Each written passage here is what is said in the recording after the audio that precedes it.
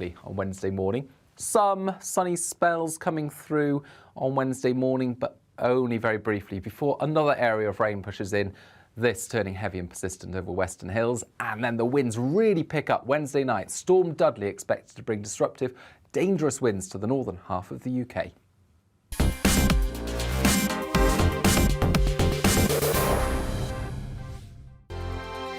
GB News is the UK's home of discussion and debate from all perspectives. To stay up to date on the latest stories, make sure that you subscribe to the GB News channel right here on YouTube. You can watch us live 24/7 across the whole world. You can also check out exclusive content and catch up on previous episodes of your favourite shows. Every day, we ask the questions that you'd ask, so why not add your voice to the conversation in the comments section? Don't forget to subscribe. We are GB News, Britain's news channel. Every night at 11 on GB News, we bring you the next day's stories the day before. Basically like time travel. If it's a big story, we'll cover it, guaranteed. But we'll also have some fun along the way. Big opinions, big laughs. Sometimes big hair. This is Headliners, the paper review show that won't send you to sleep like the others will. 11 p.m, 7 nights a week. Join us.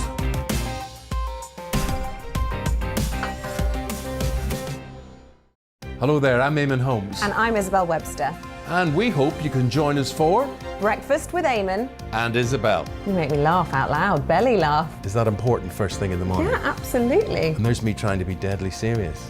News is a serious business. Yeah, I have to rein you in sometimes. Well, it doesn't stop us laughing at it. It doesn't stop us having an opinion on what's going on. Yeah. And it certainly will not stop us reflecting what you think. Weekdays from 6 to 9:30 on GB News. I'm Dan Wootton. Join me Monday to Thursday from 9 to 11 for the feistiest and most fun news debate on TV, where free speech reigns. I'll bring you a sharp take on the day's biggest stories, bombshell newsmaker interviews, and A-list guests. And I guarantee you, no spin, no bias, no censorship, and no reason to go to bed. That's Dan Wootton tonight, Monday to Thursdays from 9 on GB News.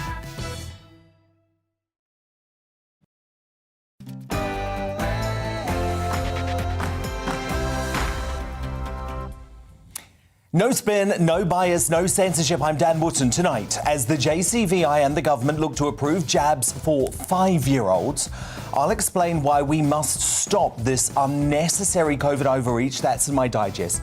Then my superstar panel give their view. Tonight, Daily Express columnist Carol Malone, senior reporter at the iNewspaper Benjamin Butterworth and broadcaster, and the Together Declaration signatory Tonya Buxton. With Boris Johnson delivering this ominous warning about Russia's potentially imminent invasion of Ukraine. Thing that could take place as early as in the next 48 hours. That is extremely concerning. Is the West, led by Macron, attempting to appease Putin, just like Chamberlain naively did with Hitler before World War II? Well, former NATO commander, Rear Admiral Chris Perry, former British Army officer turned MP Bob Stewart, and the Henry Jackson Society research fellow Dr. Rakib Ahsan will debate the West's peacekeeping plan. That's in The Clash at 9:20. And as the next 48 hours looks to be pivotal in preventing the world going to war, what's life like under the threat of Russian invasion? Top Ukrainian news host Mariska Paldarka joins me from an increasingly tense Kyiv to give a unique insight into how people there are handling the crisis. You don't want to miss that at 10:20. Elsewhere on the show, as freedom convoys spread across the world, why are leaders like Justin Trudeau and Jacinda Ardern stoking the politics of division with their authoritarian reaction to these freedom fighters? Well, GB News star Neil Oliver, he's always on the side of freedom, and he gives his take in The Outsider at 9:45. As damning new data reveals COVID deaths were 93%, yes, 93% lower than SAGE predicted for January. How did the doomsday scientists get the Omicron scary and so spectacularly wrong? Statistician and social media activist Jamie Jenkins, he's known as Stats Jamie, condemns their frequent forecast failures. That's an uncancelled at 10:40. How can the NHS deal with the incoming cancer crisis caused by lockdowns? Our positive Professor Carol Sikora will join me to share his 1-month plan that could save tens of thousands of lives if the government acts now. As Carrie Johnson slams Lord Ashcroft's expose of her alleged expenses row as a pack of regurgitated lies, her words, is the PM's wife's history relevant? And is vaccination status the new Brexit when it comes to breaking up new couples? We'll tackle those topics and give you a first look at tomorrow's newspaper front pages in the media buzz. Plus, we'll have that and more from the wokest Super Bowl ever at 10. Plus, I'll coronate a new Greatest Briton and Union Jackass just before the end of the show. This is Dan Wootton tonight. Let's go.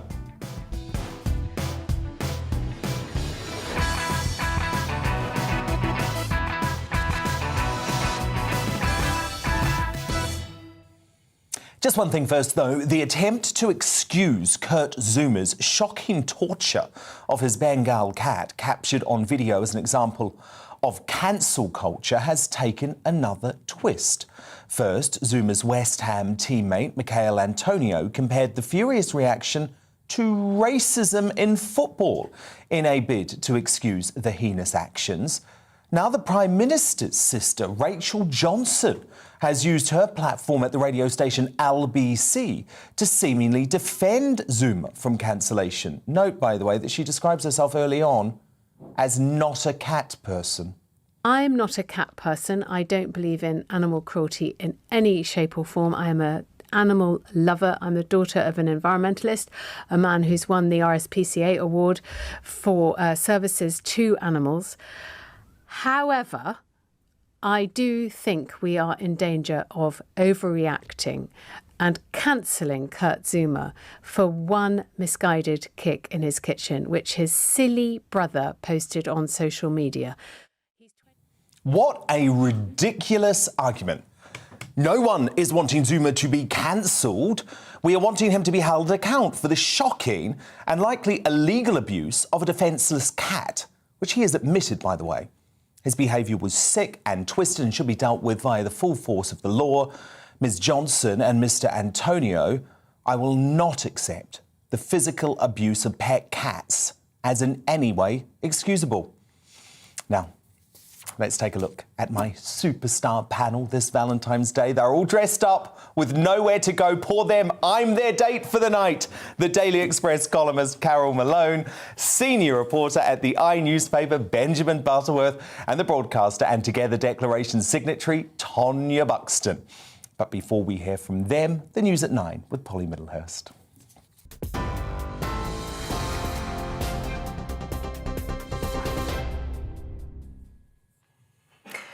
Hello, I'm Polly Middlehurst, and your top stories this evening. Boris Johnson and President Biden agree that a crucial window for diplomacy with Russia remains open.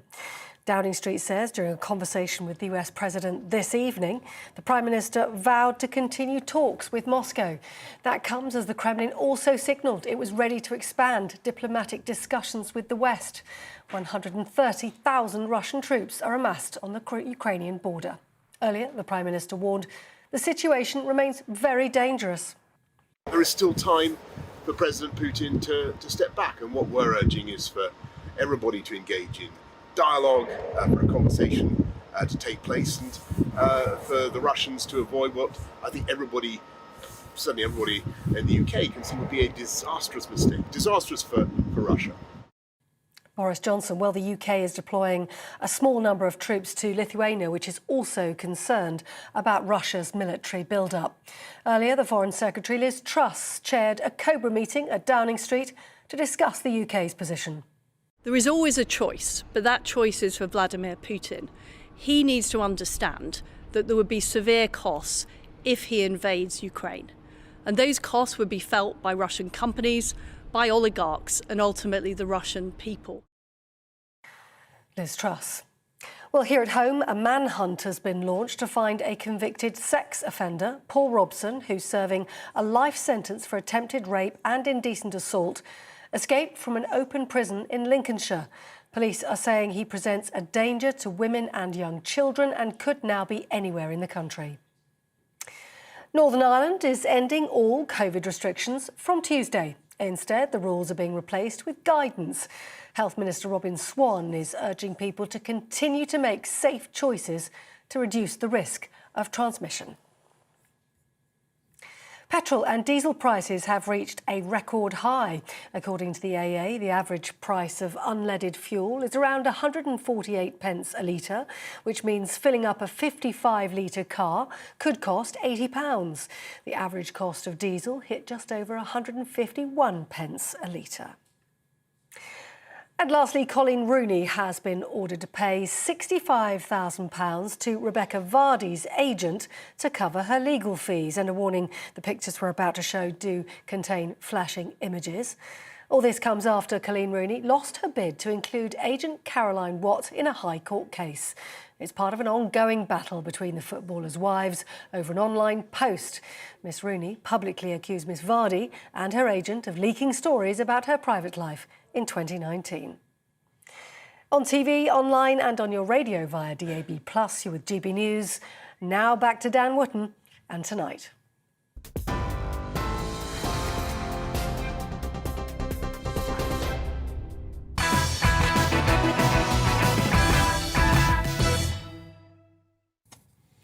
The UK is starting to emerge from this pandemic positively. It took far too long for Boris to stand up to his power-mad scientific advisors on stage, especially the all-powerful Chris Whitty and Patrick Vallance, and the COVID hysterics in his own cabinet like Michael Gove and Sajid Javid. But now we know how wrong all those folk got it on Omicron. The Prime Minister will finally remove all legal restrictions before the end of the month.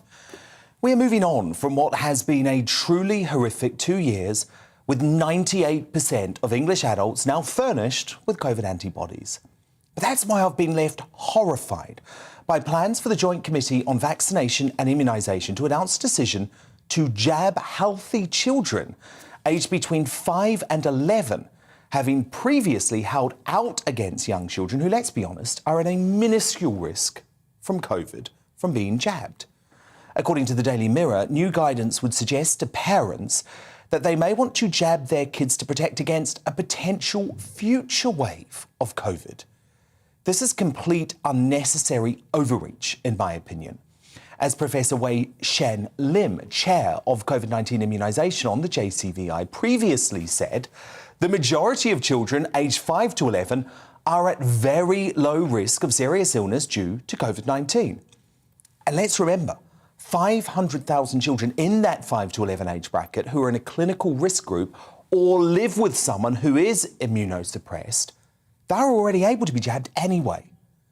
The Guardian has reported an announcement could come a week today when Boris reveals the government's long-term COVID plan, with vaccinations being expanded to younger children via a non-urgent offer to parents. But what's the point, given the risks associated with vaccinating children?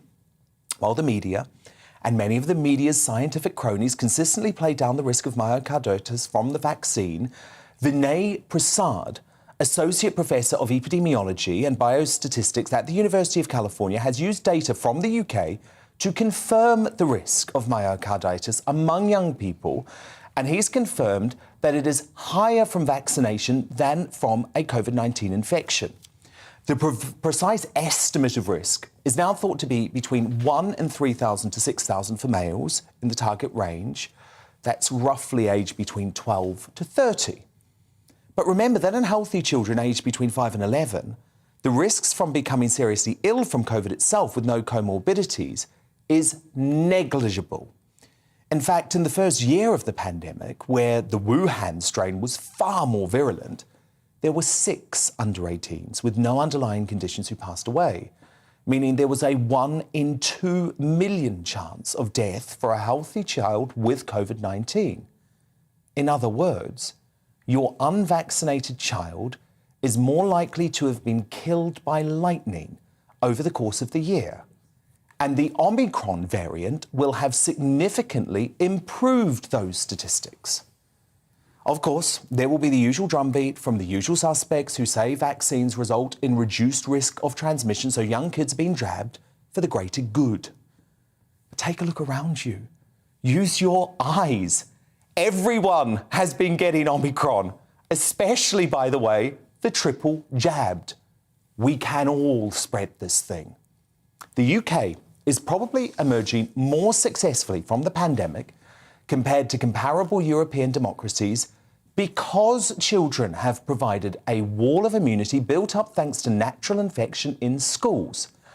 As Brent Taylor, Professor Emeritus of Community Child Health at the UCL Great Ormond Street Institute of Child Health, a former member of the JCVI, by the way. So this is a man who cares a lot about the health of our kids. And he wrote in a letter signed by 12 scientists and 21 peers, "I'm afraid the mass vaccination of healthy children is not based on sound evidence.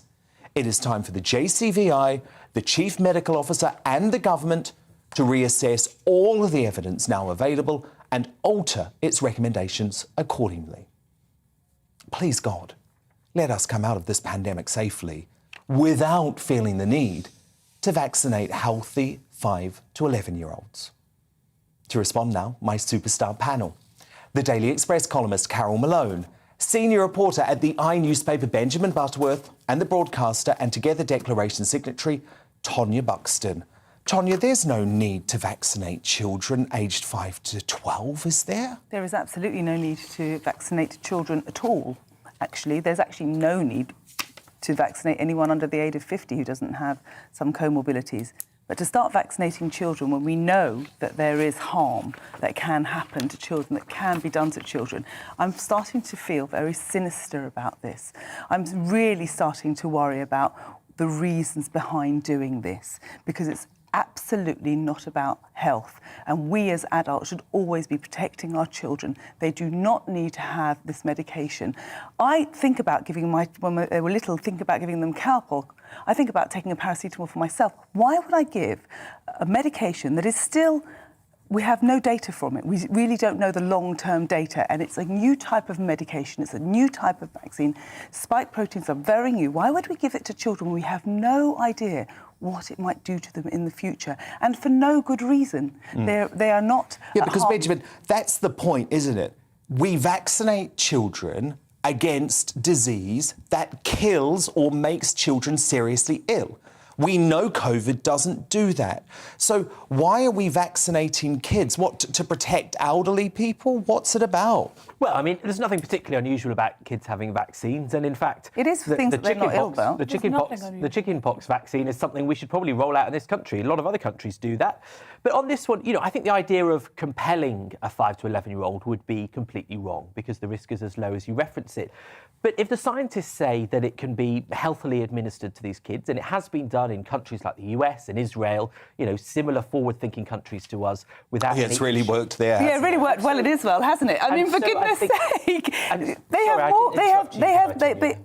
OK, off you go. And so, I think that parents shouldn't be refused the chance to vaccinate their children. That'd be quite reasonable.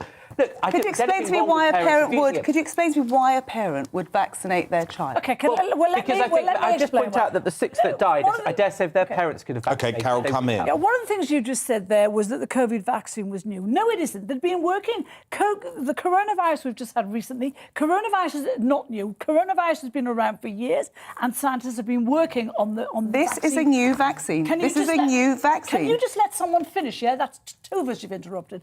The vaccine, they were already working on a coronavirus vaccine, and all they did was take it a step further. So no, it's not completely new. And you're smiling patronising at me like something I don't. Let me Carol, what I'm about to say. I will not be aggressive with you, because you are so completely and utterly wrong. And one of the things I'm really worried about you, both of you, is I think you're both suffering from COVID anxiety syndrome, because you have ceased to make any sense of this. You are so patronising. You just said at the start of this, no one should get vaccinated. There are at least 40 diseases in this country that we don't have anymore, precisely because of vaccines. I am very pro-vaccine, but not when it comes to this particular vaccine. There's just no need to raise your voice, Carol. You really should calm right down, sweetie. Sweetie. You really have not stopped shouting. You don't understand what you're talking about when it comes to children. Finish a sentence. People like you don't. Anti-vaxxers People like me. Yes, I've been vaccinated, Carol. Yes. So what are you talking about? You're anti-vaccine. I am anti this Carol, that's such a ridiculous label. That's such a ridiculous label. It's such a ridiculous label to use, because we're worried about vaccinating young children who are not going to die or get seriously ill from COVID. Why are you so horrified at the thought of young children being vaccinated? Because they don't need this. I'm talking to Dan. Young children are vaccinated at the age of 1 month and 2 months for polio. They're vaccinated again at 4 months. The same for diphtheria. The same for whooping cough. They have 4 vaccinations illnesses before they're which 5. can kill them or make them seriously ill, Carol. Talk to the 209 people in America who lost kids through this virus. It can cause severe lung infections in kids. It can cause lasting lung infections. Okay, and the incidence of illness what about the parents small. who have lost children through side effects of the vaccine, Carol, a vaccine that How they many didn't children need to in this take? country have lost children with side effects of the vaccine? Well, we don't know yet because they haven't been...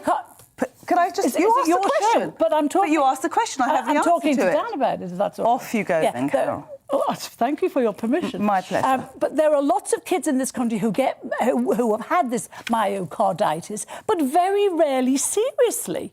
They recover. But we don't know the long-term effects. Can I just give you some of the statistics that we have? So we know that the MHRA yellow card reporting system, it's a voluntary reporting system. So we think it's only between 1% and 10% of actual adverse events have been reported.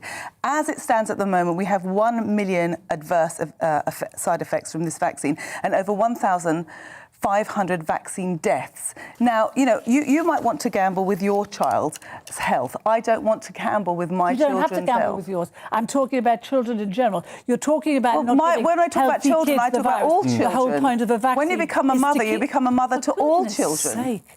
Is this how it's going to be for the whole show? Just for this particular advice. You talking because over everyone. I can't help talk over nonsense. You are People speaking have opinions apart from you. Nonsense. And I think you are, but I did you the courtesy of letting you speak at the start of the show. Well, I think we've heard a lot from both of you. The issue here for me, Benjamin, is that it feels like an argument that we should have had doesn't it? months and months and months ago. Certainly not now, at this stage of the pandemic, when everyone is getting this Omicron thing. We all have natural immunity. 98% of English adults, Benjamin, have COVID antibodies. Can you explain to me the scientific point of vaccinating kids aged 5 to 11 now, at this stage of the pandemic? I mean, look, how novel for me to be the calm one on the panel this week. But, you know... For now. It will change. I mean, look, I suppose this kind of picks up on a point that Tonya made, and one of the reasons why they're considering it safe to do for children over the age of 5 is because they've had more evidence and more experiment, and you've seen other countries do it. And so, I trust the scientists more. Okay, well, you say you trust the scientists. You say you trust the scientists. If I may just finish, that if the scientists said it wasn't safe, I wouldn't question them for But you say you trust the scientists. But they said that. Carol, they said I am looking safe. at some of the key... Let me just put this point to you. Some of the key, most significant child health experts in the world. So this guy, Professor Brent Taylor, no one can question that he wants what's best for children, OK? He has spent his entire life on the JCVI, which means he supports vaccinations and he specialises in children. This is from him, speaking about data. The latest CDC data reports elevated rates of post-vaccination myocarditis for boys aged 12 to 15, 2.5 to 24 times higher in the 7 days after the first dose and 24 to 228 times higher in the 7 days after the second dose. So while the absolute risks are still low, they cannot be described as trivial. So why take the risk? Well, because vaccination in children is nothing new. This is not a new concept. Kids get vaccinated all the time to prevent. And the thing about the vaccinations, they think it actually, by people getting vaccinated, not just kids, but everyone, it actually prevents a mutation of the virus into something more severe. That's one of the arguments for giving it to kids. No, the argument is there is no benefit to giving it to children. Final word to you, Tonya. There is no benefit for giving this vaccination to children. There is only harm, so why would we do it? The JVCI said themselves there is no benefit to vaccinating children, and they changed their mind. Polio, would you say the same thing No, about we're not polio? talking. We are talking about this particular no, vaccine. We're just talking about this particular vaccine. I'm not going to discuss other vaccines because we've all agreed that vaccines are great things. You said at the start of this particular vaccine. You said at the start of this programme that you didn't agree with vaccination for any child.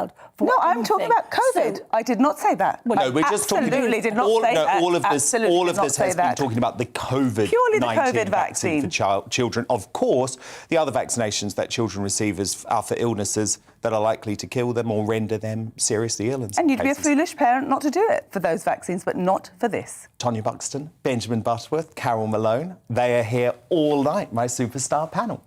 But coming up, as the government faces a race against time to save the lives of tens of thousands of cancer patients, our positive Professor Karol Sikora delivers his one-month plan that he says the government needs to adopt now.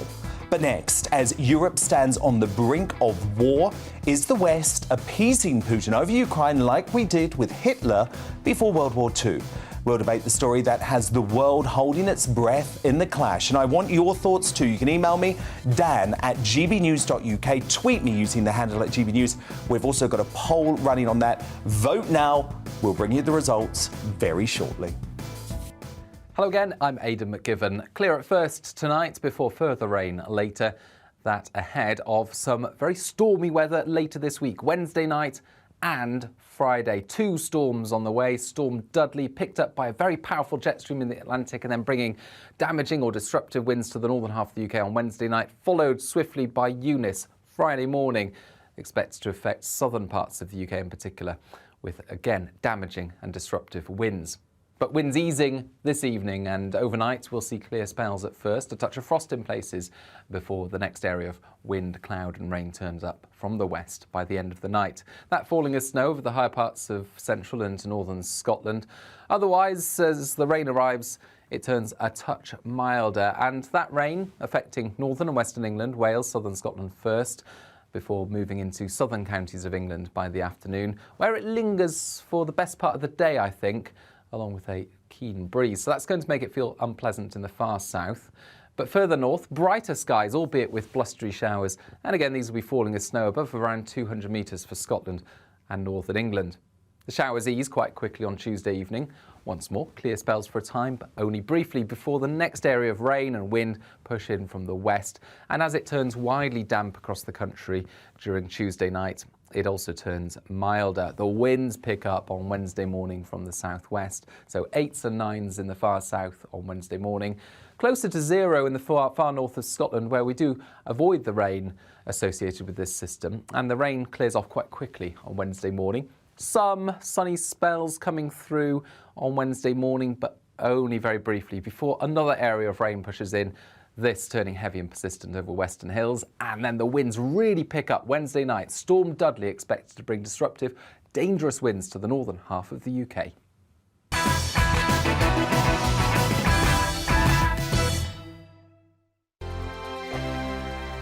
GB News is the UK's home of discussion and debate from all perspectives. To stay up to date on the latest stories, make sure that you subscribe to the GB News channel right here on YouTube. You can watch us live 24/7 across the whole world. You can also check out exclusive content and catch up on previous episodes of your favourite shows. Every day, we ask the questions that you'd ask, so why not add your voice to the conversation in the comments section? Don't forget to subscribe. We are GB News, Britain's news channel. Every night at 11 on GB News, we bring you the next day's stories the day before. It's basically like time travel. If it's a big story, we'll cover it, guaranteed. But we'll also have some fun along the way. Big opinions, big laughs. Sometimes big hair. This is Headliners, the paper review show that won't send you to sleep like the others will. 11 p.m, 7 nights a week. Join us.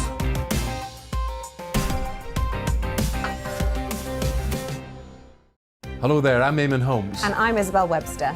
And we hope you can join us for Breakfast with Eamon and Isabel. You make me laugh out loud, belly laugh. Is that important first thing in the morning? Yeah, absolutely. And there's me trying to be deadly serious. News is a serious business. Yeah, I have to rein you in sometimes. Well, it doesn't stop us laughing at it. It doesn't stop us having an opinion on what's going on. Yeah. And it certainly will not stop us reflecting what you think. Weekdays from 6 to 9:30 on GB News. I'm Dan Wootton. Join me Monday to Thursday from 9 to 11 for the feistiest and most fun news debate on TV, where free speech reigns. I'll bring you a sharp take on the day's biggest stories, bombshell newsmaker interviews, and A-list guests. And I guarantee you, no spin, no bias, no censorship, and no reason to go to bed. That's Dan Wootton tonight, Monday to Thursdays from 9 on GB News.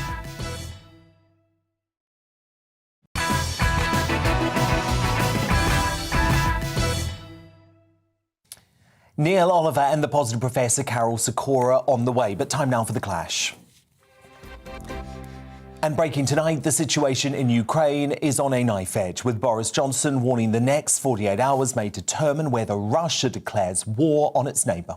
The evidence is pretty clear. You've got about 130,000 troops massing on the Ukrainian border. There's all sorts of other signs that show that there are serious preparations for an invasion, and we've got to respect that. We've got to realise that this is a very, very dangerous, difficult situation. We are on the edge of a precipice, but there is still time for President Putin to step back. Negotiations currently ramping up, and the PM has just got off a critical 40-minute phone call with US President Joe Biden, where they agreed there's still hope for a diplomatic solution. Western leaders have been shuttling back and forth to Moscow in the hope of persuading Putin to stand his troops down. But Defence Secretary Ben Wallace has slammed some Western countries for not being tough enough with Moscow. Here's looking at you, Emmanuel Macron, right? Speaking to the Sunday Times, Wallace said it may be that he just switches off his tanks and we all go home, but there is a whiff of Munich in the air from some in the West. He's referencing, of course, the famous 1938 Munich Agreement, where Western powers handed parts of Czechoslovakia to Hitler in a bid to head off major conflict in Europe. The deal was celebrated as a beacon of peace, with a jubilant Neville Chamberlain returning to Britain. But of course, we know Hitler quickly reneged on the agreement by occupying the remainder of Czechoslovakia before sparking World War II with the invasion of Poland. So what do you think? Is the West appeasing Putin over Ukraine like we did with Hitler before World War II? Dan@gbnews.uk is my email address. You can tweet me at GBNews, where we also have a poll running on this very issue. But weighing in now on this is former NATO commander Rear Admiral Chris Parry, MP and former British Army officer Colonel Bob Stewart, and the Henry Jackson Society Research Fellow Dr. Rakib Ahsan.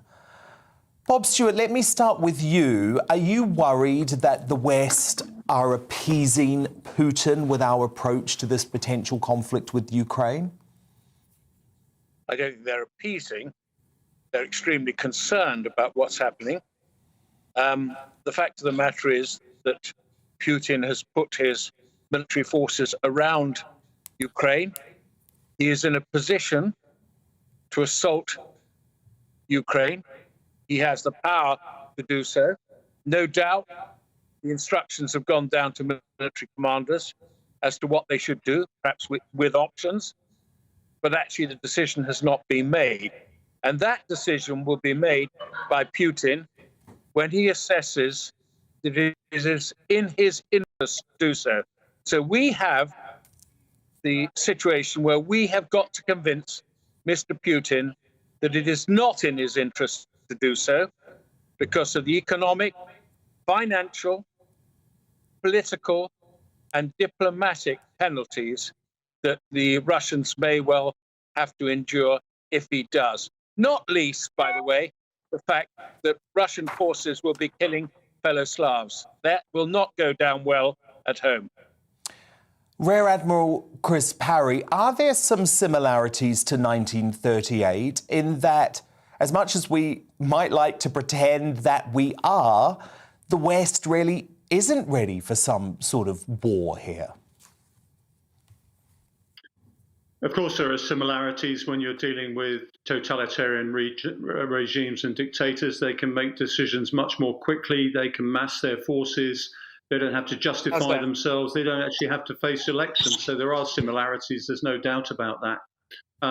And I think without question, you heard Bob say it, there are penalties involved for the Putin regime. One thing he didn't mention was military penalties. That's because we aren't ready for war. We're not prepared for it, either in our minds or in any physical way. But one thing we have to bear in mind is Ukraine is not a member of NATO. And we have no real geopolitical or military commitment to help Ukrainians other than the moral basis for helping a democracy survive in the face of totalitarian assault. If this were an assault against a fellow NATO country, you'd be hearing people say, well, there'll be military consequences as well. Unfortunately, we're caught in the middle here with a country that is a democracy, wants to remain a democracy under threat from a totalitarian regime. And I'm afraid it's symptomatic of a modern world where you have the totalitarian regimes of China, Russia, and Iran ranged against what I call the maritime democracies. United States, parts of Europe indeed, United Kingdom, Canada, Japan, South Korea, Australia, New Zealand, people like that. So essentially that's the new two-block world. And the decision over Ukraine is whether we lose a democracy, if you like, to the totalitarian bloc. Dr. Akib Hassan, obviously one of the main things that the so-called appeasers are suggesting is that maybe to avoid war, it is just worth saying, sorry, Ukraine, your ambitions to join NATO are going to have to put on the back burner. Do you think the folk, especially in France and Germany, who are saying that, are appeasing Putin? Well, I think to a degree, yes. I think it's very clear that the Kremlin is not pleased in the slightest with NATO's eastward expansion. And I think it senses an opportunity to reorient the post-Cold War European security order. And the reality of the matter is that Western countries, they're not presenting a united front. When it comes to the Russia-Ukraine tensions, which have escalated in recent times. You see there that President Macron, for example, he's talked about this Normandy format, where he's looked to have these four-way talks between France, Germany, Russia and Ukraine, looking to differentiate itself from the US-UK transatlantic alliance. So you can see there that perhaps President Putin senses that the West itself is fragmented. So he senses that opportunity to rearrange the post-Cold War European security order. Bob Stewart, this is one of the big issues, isn't it? France and Germany don't seem to share the same strength of feeling as the UK and the US on this issue. Absolutely right, they don't. I mean, Germany is constrained by the fact that so much of its energy comes through the Nord Stream pipeline, and that comes directly from Russia. So, you know, they feel that they've got a problem there. So they're equivocal on the matter. France is different. And so the European Union can't speak with one voice. It's not just them, it's other countries in the European Union. So the European Union doesn't have a voice. And the Americans, from their point of view, they're actually very concerned about what's happening in the Far East with Taiwan. And they are slightly, well, how shall we say, distracted at the moment. So the only country that's really speaking straight is the United Kingdom. And that is recognized actually in Ukraine, because the United Kingdom is saying this shouldn't happen, this mustn't happen, and the European Union can't quite get its act together to have a single voice. Well, I'm proud of that. Chris Parry, I just want you to tap into your former NATO expertise. If Putin is to invade, do you agree that it would be this week, or do you think he might delay it? Dan, I have to tell you, he's not going to invade. He's playing a high-stakes game of poker, and he keeps raising the stakes. This is one of a series of exercises that take place every 15 to 18 months. They're called the Zapad series. They normally take place in Belarus or the Western Military District. He's projected them south here in political interest at the moment. He might do an exercise, in inverted commas, into the eastern Donbass to show solidarity with the people there, but he's not going to invade. I mean, Bob will tell you this, he's not really got enough troops to be able to do anything other than smash the Ukrainian state. He can't occupy it, and there'll be serious opposition. My suspicion is that we'll give him a way out by saying, look, you can have a security summit. We'll have a chat about all your concerns. We'll give you the ability to stand down your troops, save face, and say to your people, you've won something. But he's not going to invade. Bob will back me up, I'm sure, and tell you that he's making all the huffing and puffing noises, but they haven't broken out some of their Look, I will breathe a sigh of relief if that's the case. Bob, do you agree? I think it's probably 40% that he might invade, 60% it won't. I agree with Chris. I mean, he if you think the Ukrainians will be easy to overrun, I think Mr. Putin will find that's actually not the case. The Ukrainians may not have the forces that the Russians have, or the equipment and the weapons, but my God, they're not going to be an easy pussy to overcome. They will fight, and that will actually cause a lot of casualties in Ukraine and body bag going back to Russia. And remember, Mr. Putin's one thought is always to remain in power. And if actually the Russian population suddenly sees Russian boys coming back in body bags, having been killed by fellow Slavs, they might actually say, Mr. Putin, what the hell have you got us into? Fascinating insight. Thank you all so much. That is the MP, former British Army officer Colonel Bob Stewart, the former NATO commander Rear Admiral Chris Parry, and the Henry Jackson Society research fellow Dr. Rakib Ahsan. So who do you agree with? Well, Ed on Twitter says, no, we have appeased him for too long. Let ourselves look weak. And I mean the West generally, not just the UK. And suddenly we've woken up to it as if the beginning of September 1939 again, but it's already too late to stop his aggression. Stephen, also on Twitter, says, let's hope we make our own decision and are not hoodwinked by the USA, like what happened with Iraq and the WMDs. And Andrew says, it isn't the West as a whole, it's Germany, with some support from France. Your neighbour is in a tense standoff with Russia and you send 5,000 helmets, then wonder why people accuse you of appeasement. Germany should know better. I think that's brilliantly put, Andrew. Your verdict is now in. This is tight one. 58% of you agree that the West are appeasing Putin, as we did with Hitler, while 42% of you say we aren't. And of course, we're going to keep on this story. We will be heading to Kyiv in the next hour. Coming up, why are leaders like Trudeau and Ardern stoking the politics of division with their authoritarian reaction to the freedom convoys? GBNews star Neil Oliver weighs in on the freedom protests that have spread across the world and the outsider. But first, how can the NHS deal with the incoming cancer crisis caused by lockdowns? Carol Sakura will join me to share his one-month plan that could save tens of thousands of lives, but the government must act now. The Positive Professor, straight after the break.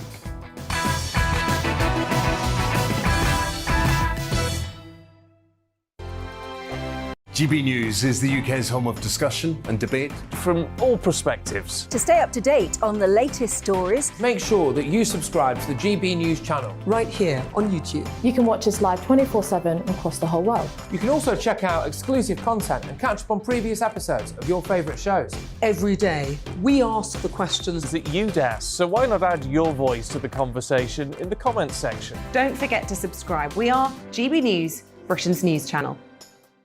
Every night at 11 on GB News, we bring you the next day's stories the day before. Basically like time travel. If it's a big story, we'll cover it, guaranteed. But we'll also have some fun along the way. Big opinions, big laughs. Sometimes big hair. This is Headliners, the paper review show that won't send you to sleep like the others will. 11 p.m, 7 nights a week. Join us.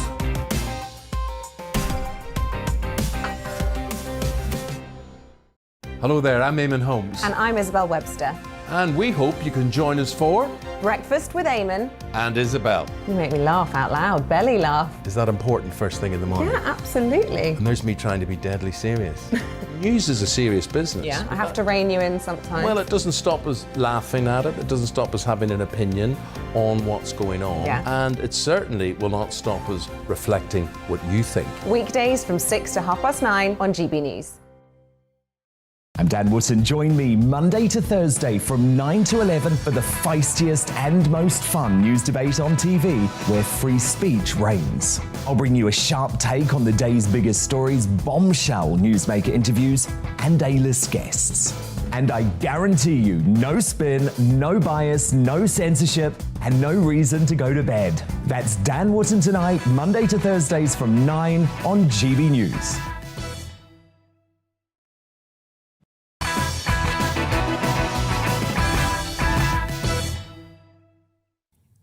right, Neil Oliver on the way. But as I warned right back in March 2020, the UK's first draconian lockdown is going to cause excess cancer deaths to soar over the next decade. Now we're seeing the consequences of making the National Health Service a national COVID service. An Institute of Cancer Policy study found that there were up to 100,000 patients whose cancers were not picked up or who had delayed diagnosis or treatment since restrictions began. The co-author of the research, Professor Richard Sullivan, said delays in diagnosis and treatment due to the restructuring of the NHS around COVID as well as the stay-at-home message mean many patients have died and many more now have advanced disease. The government talks about catching up with cancer. You cannot catch up with cancer unless you have a time machine. The Department of Health say they're investing a record £2 billion this year with a further £8 billion in the next 3 years to help speed up treatment. But while that is welcome news, this is clearly a race against time and people's lives are on the line. Well, our very own positive professor and the former head of the World Health Organization's cancer program, Carol Sikora, is well placed to tackle this crisis, and he has a plan that could potentially save many lives if the government acts on it now. Carol Sikora, this is such an important one. What needs to be done? What's your plan? The key problem is the lack of diagnosis. So the cancer, the 100,000 that Richard Sullivan talks about, quite right, that's about my estimate too, are hidden. We can't find them. We don't know who they are. They don't even know they've got cancer. They're waiting. They're part of the 6 million people waiting for a surgery, waiting for a scan, waiting for a biopsy. We've got to get them through. We've got to get everybody through really quickly. And we can do it if we put the same imagination we put to the vaccine program in Britain. So the way through, map out where we've got the facilities for endoscopy, for biopsy, for CT, for MR scanning, and work out how to double the productivity. Pay, no time to build new machines, no time to hire new staff. We've got to use what we've got. We've got to incentivize the staff, make the map, and work out at a local level how to double the output, double the throughput. People don't mind going at 8 o'clock at night for a scan. I wouldn't mind, you wouldn't mind. I'd go at midnight if I could get it the next day rather than wait 2 months. That's the attitude we've got to take. It's, as Sajid Javid said, it's a war on cancer. We've got to use wartime production line, really work out how to maximize the efficiency of what we're doing. And Carol Sikora, we did exactly that, didn't we, for the booster programme over Christmas, and this could actually save many more lives. It would really save more lives. The problem with cancer, it doesn't stop. So the longer you wait, the more it spreads. The more it spreads, the more difficult it is to treat, the less good the results. So doing something that catches cancer when it's confined to a single organ before it spreads, a process we call metastasis, change of place, is the key to getting better results. Before COVID, Britain was already behind the European average for some of the common cancers. With COVID, we're far behind. We've just got to catch up. That's why I say let's do it in the next month. We haven't got long to do this. If we do it in the next month, we'll save more lives than died from COVID over the last 2 years. Carol Sikora, of course, you warned of this at the very start of lockdown. You said this would be the consequence. How angry are you, Carol, that the government didn't listen to you? I'm very across for the whole thing. I mean, it is outrageous, really. It was so predictable. My colleagues could see it coming. We all talked about it in the coffee rooms around Britain's hospitals, and yet nothing was done. We were obsessed with COVID.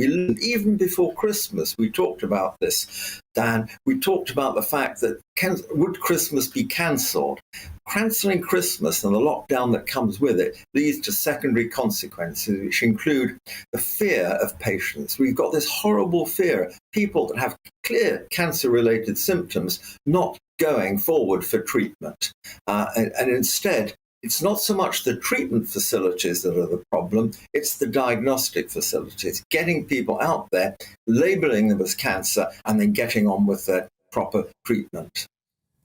Well, Carol, it's a great plan. I hope they're listening to you because, as you say, this is a ticking time bomb, and every day that we delay picking up this hidden cancer is a day that more deaths will be caused, and we cannot go on like this. Carol Sikora, our positive professor, thank you for coming up with such a practical solution. Now, coming up, as Carrie Johnson slams Lord Ashcroft's expose of her alleged expenses row as a pack of regurgitated lies.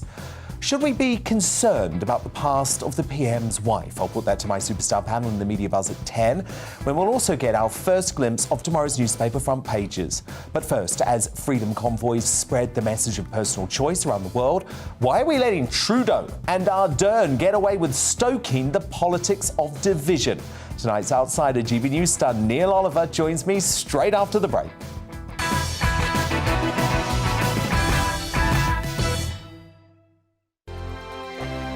GB News is the UK's home of discussion and debate from all perspectives. To stay up to date on the latest stories, make sure that you subscribe to the GB News channel right here on YouTube. You can watch us live 24/7 across the whole world. You can also check out exclusive content and catch up on previous episodes of your favourite shows.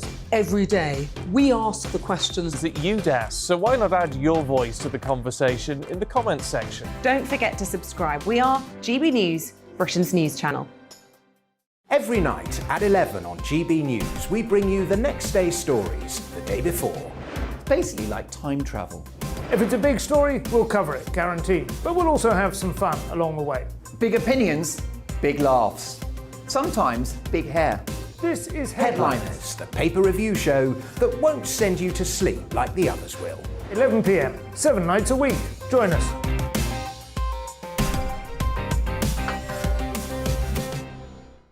Hello there, I'm Eamon Holmes. And I'm Isabel Webster. And we hope you can join us for Breakfast with Eamon. And Isabel. You make me laugh out loud, belly laugh. Is that important first thing in the morning? Yeah, absolutely. And there's me trying to be deadly serious. News is a serious business. Yeah, I have to rein you in sometimes. Well, it doesn't stop us laughing at it. It doesn't stop us having an opinion on what's going on. Yeah. And it certainly will not stop us reflecting what you think. Weekdays from 6 to 9:30 on GB News.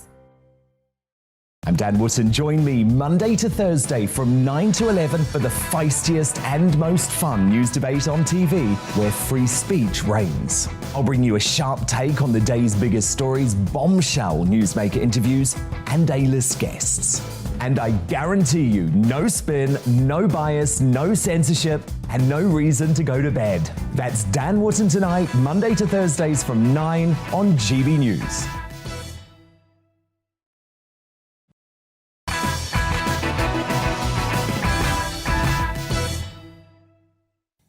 Live to Kyiv shortly, but Neil Oliver is tonight's Outsider. 2 years since the arrival of the pure evil, that is COVID-19, delivered to the world, by the way, by the communist Chinese regime. Here, at least, there feels a little bit of reason to hope that all of those divisive corona politics might be in our past. Unfortunately, that's not the case in other so-called liberal democracies, buckling under the hatefulness of vaccine division advanced by leaders such as Justin Trudeau and Jacinda Ardern. They've attempted to demonise the inspirational freedom convoys, which first won many millions of hearts in Canada and are now spreading across the globe. But what they've tried to do is describe these beautiful people as swastika-waving, far-right, anti-vax extremists. What rubbish. From Israel to Brussels, where a blockade has delivered a Valentine's gift that will make the EU sit up and pay attention, that's not what we're seeing on the ground. Over the weekend, peaceful protests descended on the Austrian capital of Vienna, despite the government having banned the protests, while in Paris, police used violent measures to disperse the crowds of demonstrators. And rather than opening a dialogue with peaceful protesters in my native New Zealand, the snaring Ardern had the police forcibly and violently remove them in scenes you would expect from Russia or China. As I say in a new column for the Mail Online today, Joe Biden, Justin Trudeau, Emmanuel Macron, Jacinda Ardern in particular have been exposed as the real COVID extremists, tearing their societies apart with divisive mandates and draconian restrictions no longer backed up by scientific evidence. It is hard to believe the need to say it in 2022, but any leader who truly believes segregation is a way to advance society needs their head read. But breaking tonight, Trudeau has gone even further by invoking emergency powers to quell Canada's COVID protests, effectively allowing the Canadian government to declare the Ottawa protest illegal and clear it out by force if necessary. Neil Oliver, they're panicking, and they're panicking because I think they know this is a popular movement spreading across the globe. And these are not extreme people, Neil. These are good people on the whole. Yeah, you mentioned, Dan, Trudeau invoking or going to invoke emergency powers, and it's so extraordinary, it's so ironic in a way that his own father was the last person in Canada to do anything remotely similar. In an earlier, iteration of the emergency powers, the War Measures Act, and he invoked it in the face of the October crisis, so-called in 1970, when a group of independence-seeking terrorists trying to set up a socialist independent state in Quebec had kidnapped politicians. And as that drama unfolded, Trudeau Sr. invoked these War Measures Acts. And the irony that his son is doing something similar in the face of peaceful protesters who are putting up bouncy castles and offering saunas and free food to families who are gathered to ask for freedom. It just seems, I think we live in a topsy-turvy world at the moment. And I think Justin Trudeau, you mentioned Jacinda Ardern in New Zealand, obviously Emmanuel Macron in France. I think it's not about health now, it's about saving face. Yes. I think they're the sort of people who are not inclined to tolerate dissent, as it turns out, and they're getting increasingly desperate in their tone, in their language, even in their body language and in their facial expressions. The way I say topsy-turvy, here we are being encouraged to look desperately at Putin's Russia and Ukraine and NATO, and everyone familiar with history, ancient and modern, recognises the posturing of both sides. But in the past, we in the West, we were encouraged to regard ourselves as the good guys, the defenders of liberty and freedom, standing up to the bully. But in this upside down through the looking glass world, you've got Trudeau, you've got Macron, you've got Ardern, and they are the bullies. Yeah, they are the bullies, and they are the ones trying to force some kind of totalitarianism onto their freedom-loving, ordinary working people. It's a desperation to be obeyed, a desperation to be taken seriously, and the mask has fallen, and people that you would have expected under other circumstances to be champions of liberty and freedom are showing themselves to be anything but. Well, I think you're completely right on all of that, Neil. And remember, this is something they've boasted about. They have boasted about the creation of a two-tier society. This is something they are proud of, bizarrely. But I think where their argument is failing, Neil, is that they are trying to present these freedom convoys as something they are not. And we can now, thanks to the beauty of the internet and the beauty of social media, and I know, by the way, very often we slag off the internet and slag off social media because, my God, it has brought some ills to society. But one of the real positive things, Neil, is we're watching this all unfold in real time. And it doesn't matter what Jacinda Ardern says about these folk. It doesn't matter what the mainstream media says about these folk, because we can see what they're doing and we know what they're doing, and we know they are not far-right swastika-waving extremists as Trudeau and Ardern are trying to present them as. No, it's unbelievable. I mean, people have taken their children.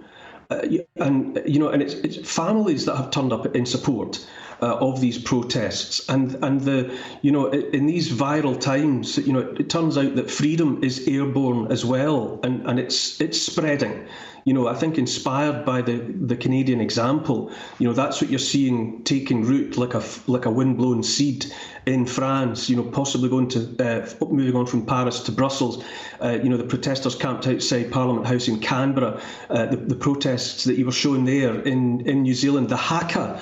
I mean, how anyone can watch and listen to the haka as a determined declaration of freedom. I mean, it puts the hairs up in the back of my neck every time I see it, and I can't help but wish that I had a haka of my own to contribute to it. And yes, the mischaracterization of people who just want the freedom to go to the cinema with their children, who just want to be able to go out to the restaurant as families. The idea that the leaders of those countries, those Western liberal democratic countries, would seek to demonize and characterize those people as fascists, as racists, as misogynists, as far-right extremists, it's becoming more and more ridiculous. And I cannot help but think that the seeds that have been planted in Canada, in Europe and elsewhere will flower. I don't see it being turned back now, and it remains to be seen, I suppose, just how far someone like Justin Trudeau will push it. But I don't see any good destination for him at the moment unless he finally finds it within himself to acknowledge that he is in the wrong. Well, Neil Oliver, we will see. We will see. Time will tell. I think the important thing is that the world is watching. And if they try and dismantle these protests with unnecessary force, then we will see it all. Neil Oliver. Yes, if I can just, you're absolutely right. One of the other ironies is that the internet has made it possible for those with a view to totalitarianism to get some of this in train, with centralised currencies or whatever else might be planned. But ironically, it is, as you say, it's the fact that we can see with our own eyes what is happening and who the protesters are in places like Ottawa and in Canberra. We can see the nature of them and we can decide for ourselves whether or not these are extremists or freedom-loving families, and that truth is out there and will not be disguised. Neil Oliver, thank you so much.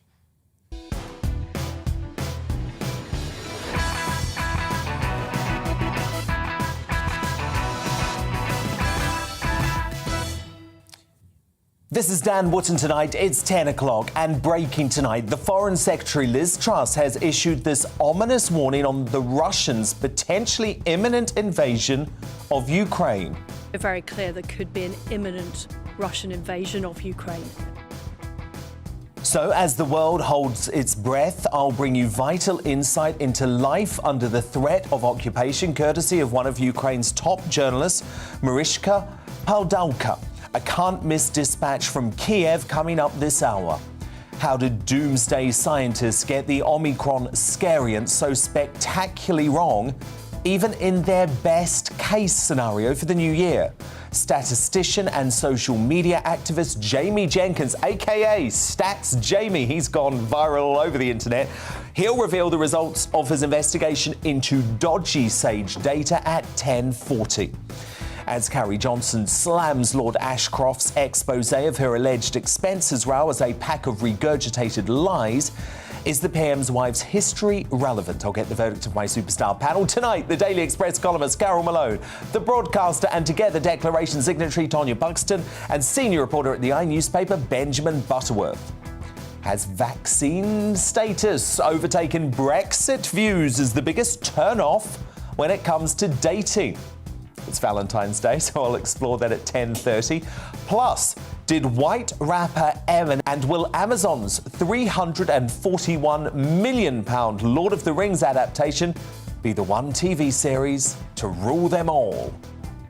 First look at the brand new Tolkien later on in the show. Plus, tomorrow's newspaper front pages the moment they drop. And of course, before the end of the show, brand new Greatest Britain and Union Jackass will be revealed. And there's more to play for than ever today, with a special Valentine's Day treat for my winning panellists. Don't miss that. But before all of that, the news at 10 with Polly Middlehurst.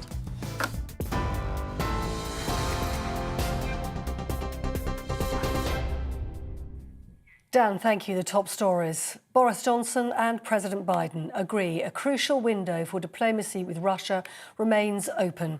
Downing Street says during a conversation with the US President, the Prime Minister vowed to stay united in the face of threats from Moscow. That comes as the Kremlin signalled it was ready to continue and expand talks with the West. But earlier, the Prime Minister warned an invasion of Ukraine could take place within 48 hours, and the situation remains very tense. There is still time for President Putin to step back, and what we're urging is for everybody to engage in dialogue, for a conversation to take place, and for the Russians to avoid what I think certainly everybody in the UK can see would be a disastrous mistake, disastrous for Russia. Boris Johnson. Well, the UK is deploying a small number of troops to Lithuania, which is also concerned about Russia's military build-up. Earlier, the Foreign Secretary Liz Truss chaired a Cobra meeting to discuss the UK's position. There is always a choice, but that choice is for Vladimir Putin. He needs to understand that there would be severe costs if he invades Ukraine. And those costs would be felt by Russian companies, by oligarchs, and ultimately the Russian people. Liz Truss. Well, here at home, a manhunt has been launched to find a convicted sex offender. Paul Robson, who's serving a life sentence for attempted rape and indecent assault, escaped from an open prison in Lincolnshire. Police say he presents a danger to women and young children and could now be anywhere in the country. Northern Ireland is ending all COVID restrictions from Tuesday. Instead, rules are being replaced with guidance. The Health Minister, Robin Swan, is urging people to continue to make safe choices to reduce the risk of transmission. Petrol and diesel prices have reached a new record high. According to the AA, the average price of unleaded fuel is around 148 pence a litre, which means filling up a 55-litre car could cost around £80.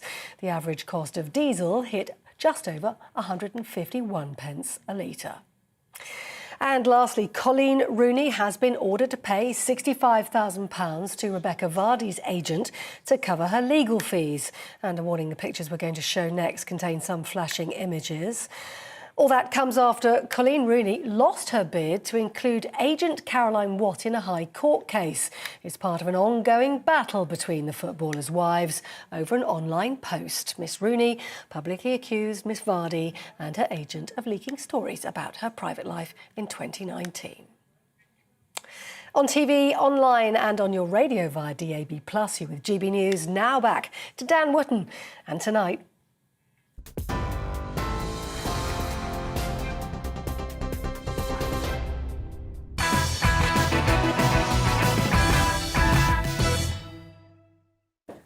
Tomorrow's news tonight now in our Media Buzz. First front pages have just been delivered. Just say no, says the PM on the Metro's front page. The newspaper reports that Boris Johnson has urged Germany and France to stand up to Vladimir Putin as a possible invasion of Ukraine looms, with the PM telling Europe to kick its addiction to cheap Russian gas. Johnson has said that an attack could come within 48 hours unless Russia stepped back from the edge of the precipice. But this one has taken me, I have to admit. Naomi Campbell, 51 years old. Wow, I mean, she looks incredible. And this is her baby daughter revealed to the world for the first time. I do love Naomi Campbell. Have to say, this interview did make me laugh a little bit because she says she's not going to reveal the baby's name to protect her privacy while parading her naked on the cover of Vogue magazine. That's celebrities for you, folks. And on the Eye's front page, last-ditch efforts to stop war in Europe. Residents in the capital city of Kyiv are preparing air raid shelters in anticipation of an invasion. However, Russia still suggests that dialogue is possible. And if Russia does invade, pump prices in the UK are predicted to reach a record high of £1.61 a litre. And we will be crossing to Ukraine for the latest from Kyiv in just a moment. But my superstar panel back with me now. It is the Daily Express columnist Carol Malone, senior reporter at the I newspaper Benjamin Butterworth, and the broadcaster and Together Declaration signatory Tonya Buxton. Now, Carrie Johnson fighting back against the latest round of revelations from an explosive book by former Tory Deputy Chairman Lord Ashcroft. The wife of the PM has been accused of leaving her role as the Conservative Party's Director of Communications in 2018 under a cloud amid an expenses row. Sources quoted in new excerpts of First Lady intrigue at the court of Carrie and Boris Johnson alleged that the activist booked minicabs under the name of junior members of staff for her private use, and her holiday snaps were looked into after she reportedly went on 40 work or leisure trips abroad and in Britain during the past decade. Now, given her proximity to the PM and the sensitivity over government expenses due to past scandals, it could be argued that these claims, which appeared in a serialisation by the Mail on Sunday, are more serious and of a greater interest to the public than last week's rather gossipy revelations of her, quote, toxic and controlling relationship with Boris. That's probably why her spokesperson felt the need to respond, saying these regurgitated lies regarding Mrs Johnson's employment record are spiteful and damaging. Carrie left her role to pursue her passion in ocean conservation and later in animal welfare. Now, it comes as a previously unseen photo of Carrie apparently taking a shine to her future husband on the campaign trail was unearthed. The then 24-year-old can be seen shooting an admiring glance at Bojo while working on his successful bid to be re-elected as London Mayor in 2012. So, Carol Malone, the attraction seems to have been there for quite some time. But does it matter in what circumstances Carrie Johnson left working for the Conservative Party?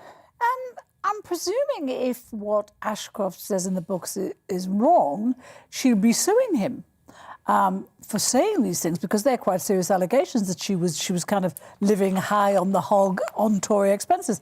And if that is the case, presumably she'll sue. I'm guessing There's not. been no threat of that. I'm guessing not, though. And I would think those things are quite easily proved anyway, the circumstances under which she left. However, I don't even care what she did back then. I think what I care about is what she's doing now. And I think I care about the influence an unelected person appears to be having on this government. We know for a fact, and it's indisputable, that she brought in some of her friends. She brought them into positions in Downing Street. They were pushing an agenda. It was the a liberal agenda, a green agenda. That's not what Boris won his 80-seat majority on. And I think if he wants to get his popularity back, he needs to go back to the Tory policies and the measures that got him elected in the first place. Benjamin, a lot of people close to Carrie Johnson like to wheel out this line that this is all sexism. Well, look, I think if she wasn't clearly having some influence over the Prime Minister and the direction of the country, then it would be sexism. And sexism is definitely a part of some of the coverage she gets. But actually, it's clear from so many reports, including Lord Ashcroft's, and this is not a man that needs to make stuff up. He's already a billionaire, for goodness sake, that she clearly is having some influence. And so I think anyone that is swaying the country that all of us live in, it's reasonable to hold them to account. Now, she's swaying us the wrong way, isn't she? Because she's making Boris this greenie, making him obsessed with all the wrong issues, high taxes. It's the wrong way. It's almost like heading towards Labour Party territory. Well, it's the right way because she cares about things like the environment, just like she's friends with Stanley Johnson, the Prime Minister's dad. The right way for a Labour voter, which maybe says it's the wrong way for anyone who voted for a low-tax, small-state Conservative Party, which is what Boris Johnson promised. I mean, I don't like this, they're always blaming the woman that's behind the man for things that they're doing, because I just don't agree with that. Well, it's up to Boris at the end of the day, isn't it? It is up to Boris at the end of the day. He is the one that makes the final decision, though unfortunately I do think that she does have undue sway with him and makes him, do things that he naturally wouldn't do, I think. And what he was voted on now is he's done exactly the opposite. So somebody's swaying him the wrong way. Is it her? Can I just point out, that statement says this is spiteful and damaging. Well, yes, it probably is. but she doesn't make any denial that it's true, does she? So I think those claims about dodgy taxi receipts when working for the Conservative Party, she's not even trying to deny them. Come on, Carol Malone. I mean, we worked in Fleet Street. The odd dodgy taxi receipt or two ain't worth judging a career on. I couldn't possibly comment on that. You may have fiddled your taxi receipts. Yeah, that's spiteful and damaging. I certainly never did. I'm just saying, this is not the crime of the century from Carrie Johnson. That's my point. What is the crime of the century, I think? I think Boris could have been a great Prime Minister, but I think he has been... Carrie was only ever supposed to be a fling. Don't forget this. It was Do you think? Yeah. I mean, this is what Ashcroft writes, and he said she was only ever supposed to be a fling. The fact that Marina said when she found out about this... That's Boris's his wife. That was the former wife. That was the final straw for her. So Boris was left with Carrie.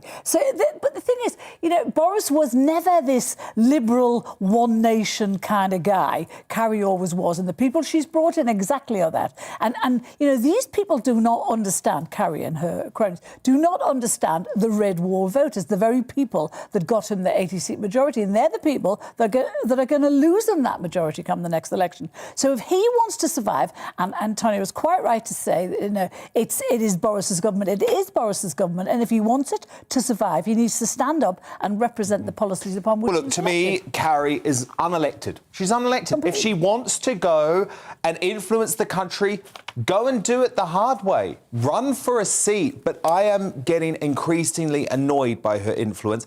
At the same time, I do agree with Tonya that it's up to Boris Johnson to stand up to his wife. One of the biggest sporting events in the world, the Super Bowl, took place in the early hours of the morning, and it might just have been the wokest affair in the competition's 55-year history. So I'm sure Benjamin Butterworth say they were aware the white rapper, who appeared alongside a host of hip-hop stars, including Snoop Dogg, 50 Cent and Dr. Dre, would make the gesture, because it seemingly undermined the NFL's official ban on knee-taking during the national anthem. Now, Eminem has been a significant supporter of former NFL player Colin Kaepernick, who started the knee-taking protest at a game in 2016. He gave a shout-out to the quarterback-turned-activist in a 2017 rap in which he called then-President Donald Trump a bitch. Meanwhile, one of cinema's biggest supervillains bowed to the green agenda, so Carrie Johnson would be proud. In a high-profile advertising spot during the game, Mike Myers returned as Dr. Evil 20 years after the final Austin Powers film and reunited with former co-stars Rob Lowe, Family Guy's Seth Green and the comedian Mindy Sterling. This time, Dr. Evil wasn't after $1 million, but instead hatched a scheme to turn car company General Motors environmentally friendly. Climate change is arguably the #1 threat to the world now. Dr. Evil, you are now the #2 threat to the world. I refuse to be number two. We have to help the planet. Oh, please, cheer for my son. Your son? You mean I'm a grandfather now? I shall name him Baby Me. No, his name is Kyle. You must help save the world first. Then you can take over that world. Okay, Frau, how about you let me do the business, all right? Hold on, I've got it. I will help save the world first, then take over the world. Ingenious, Dr. Evil.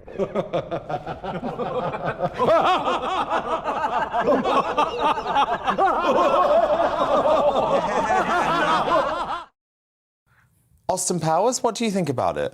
Well, I think I might be too young for Austin Powers. Just teasing. Sometimes people say you look like... Oh, you're calling me Austin Powers? Well, sometimes people say that. I do see the tweets. Or Joe 90.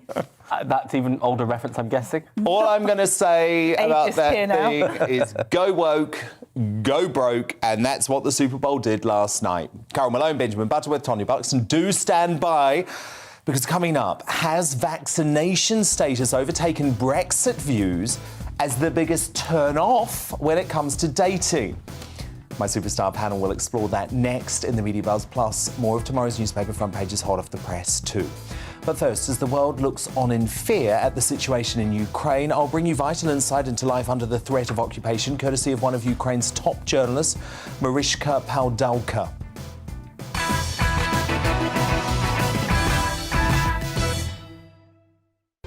GB News is the UK's home of discussion and debate from all perspectives. To stay up to date on the latest stories, make sure that you subscribe to the GB News channel right here on YouTube. You can watch us live 24/7 across the whole world. You can also check out exclusive content and catch up on previous episodes of your favourite shows. Every day, we ask the questions that you'd ask, so why not add your voice to the conversation in the comments section? Don't forget to subscribe. We are GB News, Britain's news channel. Every night at 11 on GB News, we bring you the next day's stories the day before. Basically like time travel. If it's a big story, we'll cover it, guaranteed. But we'll also have some fun along the way. Big opinions, big laughs. Sometimes big hair. This is Headliners, the paper review show that won't send you to sleep like the others will. 11 p.m, 7 nights a week. Join us.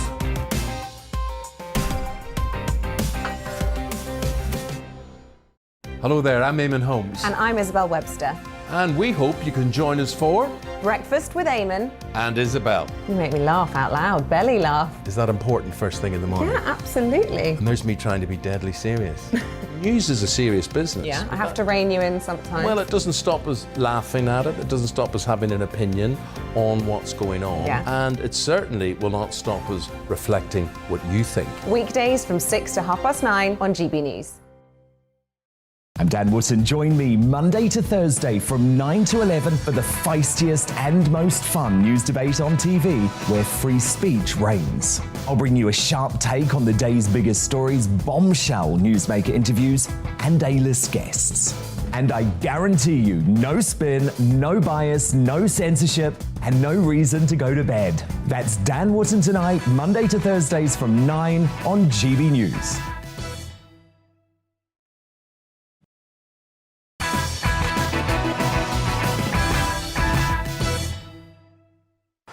Breaking tonight, a Russian invasion of Ukraine could be imminent, says the Foreign Secretary, who was responding to the Russian Foreign Minister branding her deaf and dumb during recent talks in Moscow. Of course the Russians didn't like what I had to say, but I say it nevertheless, and I want them to desist, and I want them to be aware that there would be severe costs of an invasion. There is always a choice, but that choice is for Vladimir Putin. He needs to understand that there would be severe costs if he invades Ukraine. And those costs would be felt by Russian companies, by oligarchs, and ultimately the Russian people. Meanwhile, Ukraine's president has reaffirmed his country's right to seek NATO membership, which Vladimir Putin warns ruled out as a possibility for his smaller neighbour. Ukraine's desire to join the European Union, to strengthen its borders for future alliance, and our ambitions. You are very well aware of it. It is the country's wish. Also, there is a war in the east. We understand, and we would like NATO membership, which would be a guarantee of our security, our territorial integrity. They seem tense right now, but imagine being at the heart of this crisis, reporting on it day in, day out. Well, there is Mariska Pawdelka, a presenter on Ukraine's biggest TV network, 1+1, who has been broadcasting the news there for 20 years. She's seen revolutions, rigged elections, and lately Russia's annexation of Crimea and its dirty war in eastern Ukraine, which has claimed around 14,000 lives. Hers is already a country at arms, but now it stands on the brink of the bloodiest invasion since World War II. Her husband, a former Ukrainian MP, could be called up to the Army Reserves any minute. And even as a national broadcaster, she has an emergency bag packed to flee with her children. Her TV station, she fears, would be a prime target. And Mariska, thank you so much for joining us live from Kyiv tonight. Can you give me a sense of the feeling in the city right now? Hi Dan, thanks for having me. I would say that if you walk down Kyiv city, it looks as normal, but war and this fear of invasion that people are talking about all day. I talked to my son just a few hours ago, and he said that at school and his team, everybody is talking about these fears. And you know, but some people are still in the state of denial. They cannot imagine that it can really happen. On the one hand, on the other hand, that's what we experienced in 2014 in eastern Ukraine. Like, people didn't believe it until they just saw Russian tanks rolling down their main street in Donetsk 2 years after it hosted, in fact, England-Ukraine game at Euro 2012. And they had to flee. I am not going to flee to a different country. Maybe I have to take care of my kids, but I'm going to work as much as I can. But I remember that in eastern Ukraine, when Russia invaded in 2014, one of the first things that they targeted were TV stations, TV transmitters, and TV towers. So you worry that if the Russians were to invade, you could immediately be taken off air and presumably stop doing your job as one of the country's top journalists? That's one of the fears, but hopefully we have a backup plan how we can transmit our signal all over Ukraine, because, you know, information war is very important. It's important to give people the latest news, because now we have too many news, and, you know, these scheduled dates of invasions that we really very fear, because we don't know how it's going to happen. Will there be any airstrikes or troop invasions? We don't know. So it's very difficult to fear what you cannot finally imagine what is going to happen. Now, Mariska, your husband was an MP. Well, he was previously a journalist, then he became a prominent MP. He's now a member of the reserves. So are you prepared for him to fight if there is an invasion? Actually, yes, he became the member of the territorial defense even last summer, when Putin had the buildup of troops in Russia bordering Ukraine the first time over the past 2 years. And actually, yesterday he was called up to the military training camp for a month. So he'll be leaving just in a few days to train. Territorial defense, it's the first backup for Ukrainian army. They're not going to the front line immediately, but if the army needs them, that's the first backup for the army. And Mariska, tell me about the Ukrainian army, because I've been reading into it a lot over the past couple of weeks. And these are fighters, right? This is a strong army. This is an army that is going to fight to the death if necessary.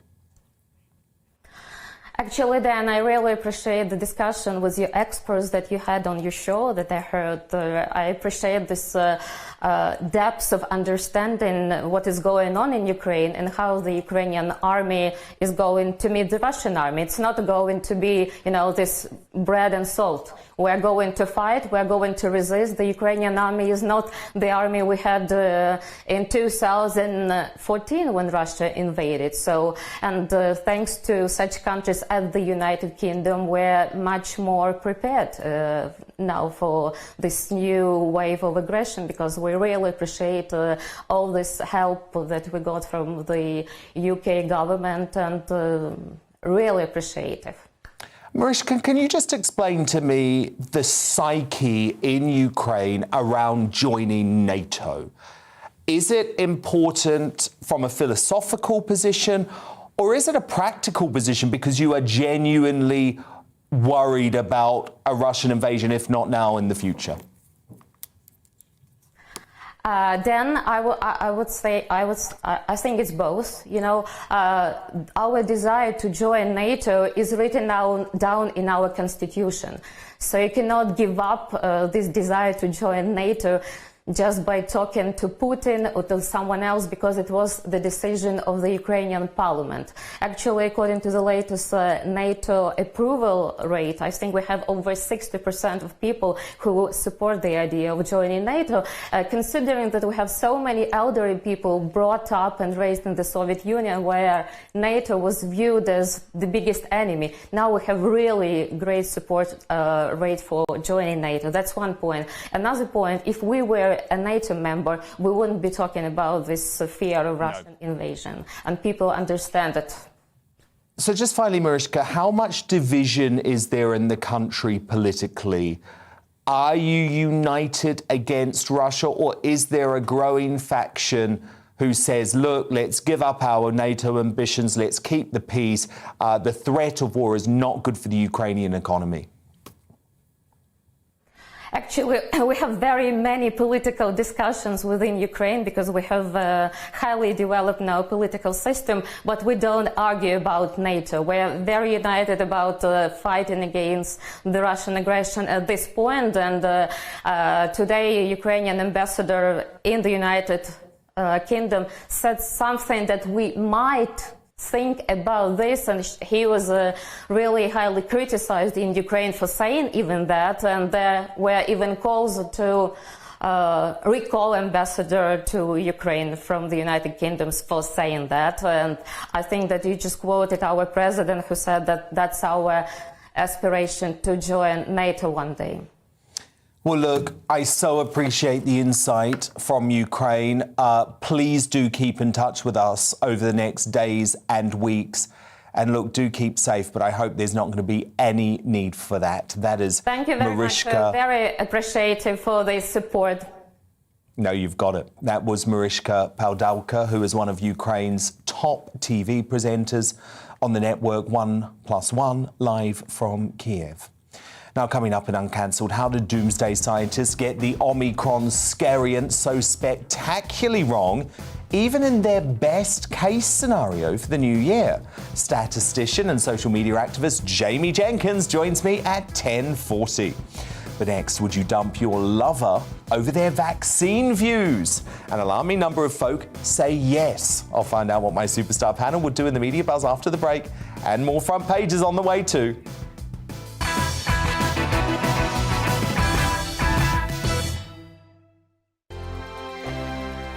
GB News is the UK's home of discussion and debate from all perspectives. To stay up to date on the latest stories, make sure that you subscribe to the GB News channel right here on YouTube. You can watch us live 24/7 across the whole world. You can also check out exclusive content and catch up on previous episodes of your favourite shows.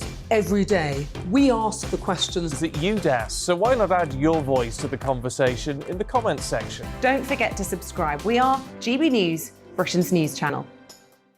Every night at 11 on GB News, we bring you the next day's stories the day before. Basically like time travel. If it's a big story, we'll cover it, guaranteed. But we'll also have some fun along the way. Big opinions, big laughs. Sometimes big hair. This is Headliners, the paper review show that won't send you to sleep like the others will. 11 p.m, 7 nights a week. Join us.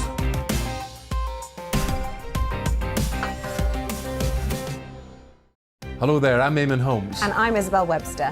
And we hope you can join us for Breakfast with Eamon. And Isabel. You make me laugh out loud, belly laugh. Is that important first thing in the morning? Yeah, absolutely. And there's me trying to be deadly serious.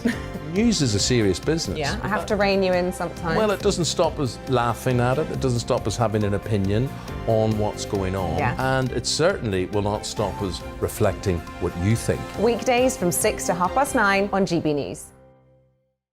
I'm Dan Wootton. Join me Monday to Thursday from 9 to 11 for the feistiest and most fun news debate on TV, where free speech reigns. I'll bring you a sharp take on the day's biggest stories, bombshell newsmaker interviews, and A-list guests. And I guarantee you, no spin, no bias, no censorship, and no reason to go to bed. That's Dan Wootton tonight, Monday to Thursdays from 9 on GB News.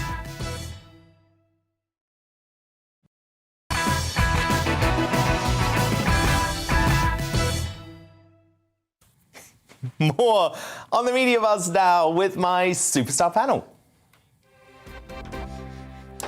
And lots more front pages have just been delivered. A nightmare, The Independent lead with the story that Afghans in Britain are struggling almost 6 months after Kabul fell to the Taliban.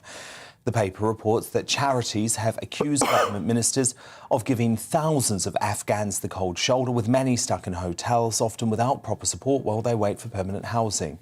And poised for war, Western officials have warned that Russia plans multiple offences on Ukraine, with Kyiv, where we just were speaking to one of their Star TV reporters, its main target. In The Guardian, the Prime Minister Boris Johnson warns that the situation in Russia has become very, very dangerous, as British officials estimate that a further 14 Russian battalions are heading towards Ukraine. And the columnist Simon Jenkins argues that after 70 years of service, now is the right time for the Queen to abdicate. Oh, whatever. How ridiculous. Sorry, I hadn't seen that one. We'll have to discuss that tomorrow. A message of hope, possibly, on the Telegraph, reporting both Boris Johnson and Joe Biden, saying the window for peace is open in Ukraine after a critical phone call.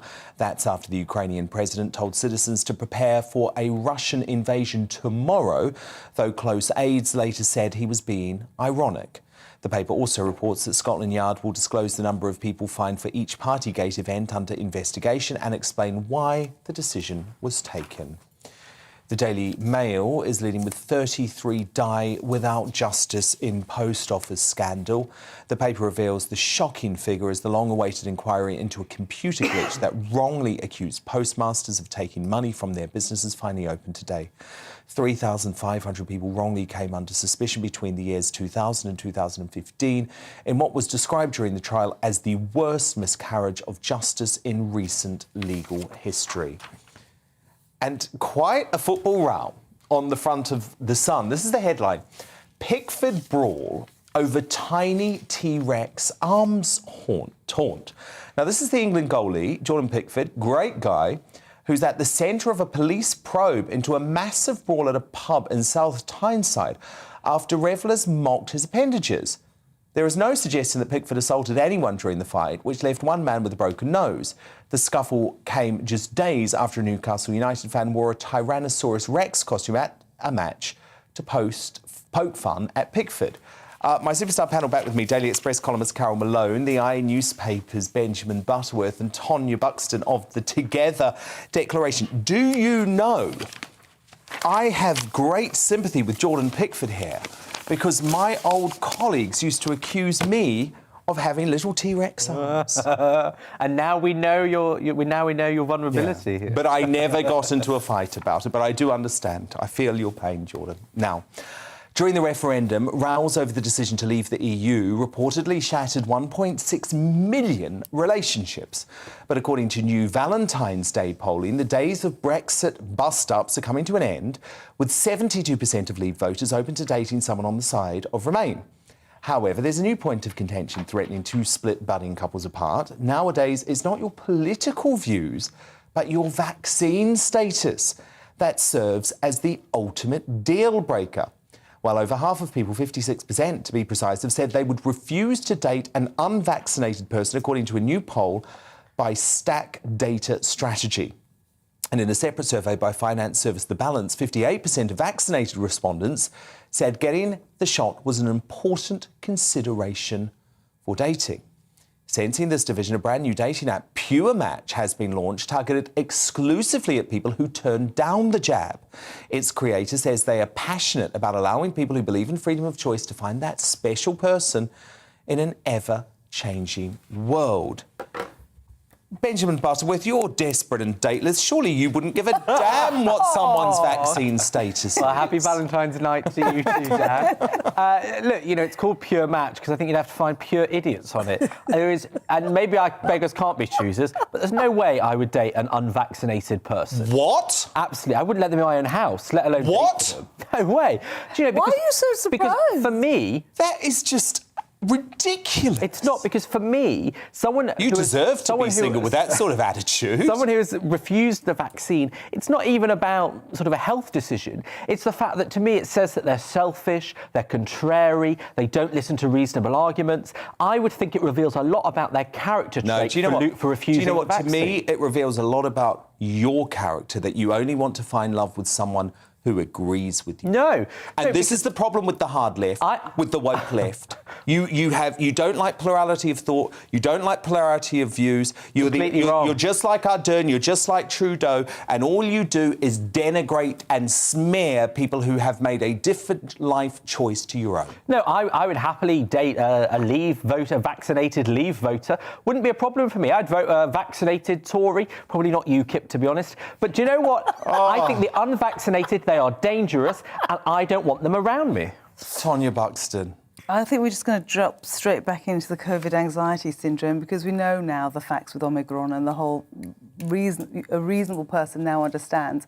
And even Fauci says that natural immunity now is more prevalent and you're more likely to be for life unless you're vaccinated. People will have to constantly take boosters. So we know that the science we didn't know before, but now, to be sitting here now and saying I wouldn't date someone because they're unvaccinated, I don't understand what the grounds of it for. I don't understand why. It makes no sense. It's nonsense. This is the issue I have with you here. You are trying to stoke division, and it makes me feel physically sick. Well, do you know what makes me physically sick? People that have turned down the vaccine, that has got all of our businesses back out, all of our lives back to normal. And it tells you something about their character. That's not the case. What does it tell you about it? It tells you that they can't listen to reasonable arguments, that they're contrary, that they're selfish, that they don't care about everyone else who's had their lives turned upside down by if you're talking about reasonable arguments, if someone, for example, knew they had natural immunity, knew they had COVID antibodies, and then said, no, I don't need the vaccine, that's perfectly reasonable. Why would you not date someone in that circumstance? Well, I sort of agree with Ben. I mean, there was one of these apps opened in Switzerland recently, and it was for the opposite. It was for people who had been vaccinated. And within hours, there was 12,000 people who had signed up to the book because people want to vaccinate. This was in Europe, particularly from Germany. People were coming they want to join it.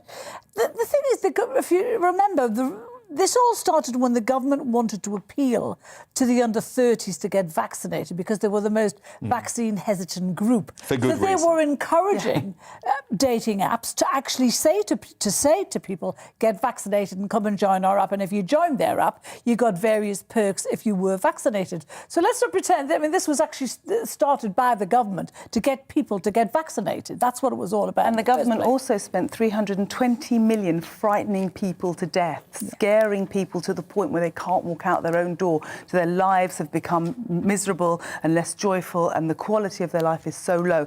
So you can't necessarily just listen to what the government is saying. And in this situation, for me, it would say that you haven't read and thought through things. And like you said, under 30, what do you need the vaccine for? Well, I just think both of these approaches are bad, though. I'm also not a fan, by the way, of an app purely for the unvaccinated. I agree. Because then that's the unvaccinated saying, we want to be segregated. No, segregation is wrong. Segregation in society for anything is wrong. And I cannot believe the woke-topians of this world, the people who say they spread kindness, the people who say they spread hope, are actually the people in this day and age who are spreading fear, who are spreading division, and who want society to be torn apart because of a virus that we're getting over. It makes me so mad. Oh, what balderdash. The people that would tear society apart are the people that refuse the vaccine. For what reason? If more people had done what they did, the selfish decision to refuse the vaccine, so many of us we'd all still be in lockdown and our hospitals would be overwhelmed with people that are sick. Well, I don't know if you heard a word of that because Tonya was talking over me, but there we go. It's just such nonsense. I'm really trying not to be bad-mannered, but it's just such nonsense that I can't possibly just be quiet. You know, we have natural immunity now, which, as we said, even Fauci has said it could last for a lifetime. So there is no grounds now to be doing things with a vaccine, without a vaccine. Actually, I think it's your private information. I don't think any dating sites should have it. You should be able to meet someone, make the decision. If it's something that's important to you, you should ask then, not have sites natural immunity is fine if you survive, but if you don't rely on that for all the people that are dead. Do you know the average age of death for COVID is?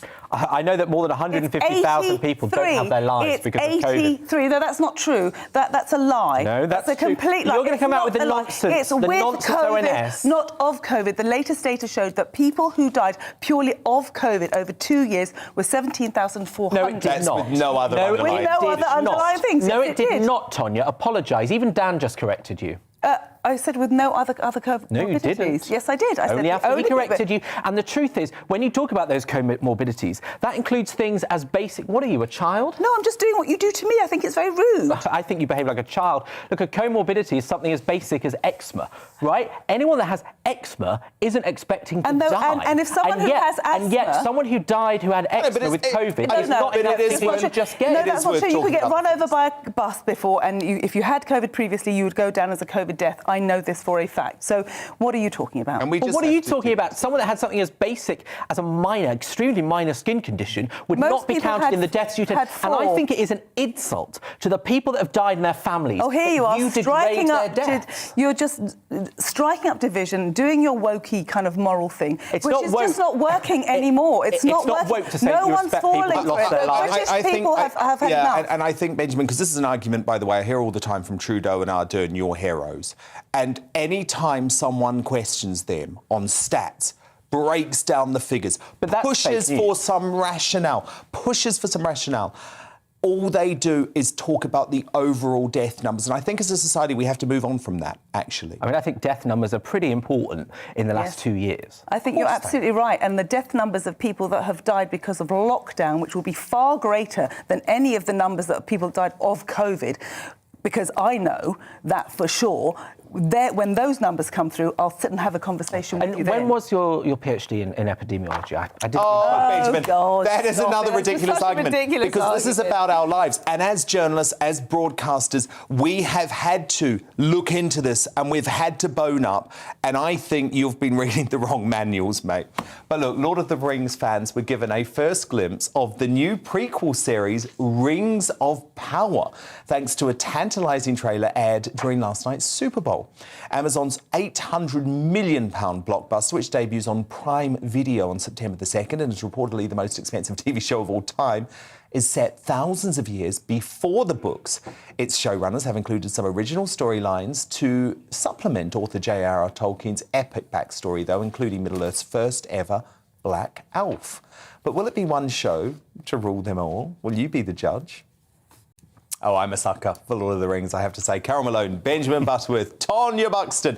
Do stand by, because coming up, it's the crowning moment of the show as I ask today's superstar panel to nominate for our greatest Briton and Union Jackass. And there's plenty to play for tonight, as in the spirit of Valentine's Day, I've got a special treat for my winning panellists. But next, how did Sage's scaremongering scientists get their January predictions of Omicron deaths so wrong, even with their best case scenarios? Well, Jamie Jenkins, aka Stats Jamie, breaks down their laughable modelling in just a few moments and uncancelled. That's after we take a quick look at what's coming up in tomorrow's show.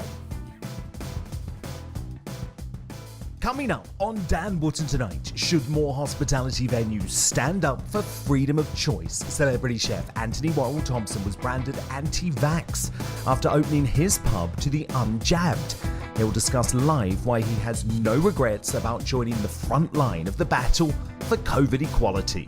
Plus, GB News favourites Nigel Farage and Darren Grimes will give their must-hear takes on the issues that matter to you. And I'll break down the day's biggest talking points with my superstar panel. The Conservative commentator Calvin Robinson, former Daily Star editor Dawn Neeson, and author and journalist Rebecca Reed. That's Dan Wootton tonight, Monday to Thursday from 9 p.m. till 11 p.m. on GB News. But it's time now for Uncancelled. And this is where Britain's top commentators speak out on controversial issues without the fear of the cancel culture sweeping the rest of the media. It's an inconvenient truth for doomsday scientists and lockdown fanatics that Omicron has turned out to be a pussycat. So why did we expect it to be so horrific, given the signs from South Africa were always promising? Well, because of the junk modelling used by Sage to try and convince Boris to lock down the country again at Christmas. Newly released deaths data from the Office for National Statistics looking at January shows actual deaths were around 93% lower than the Sage forecast for what would happen if Boris didn't introduce more restrictions.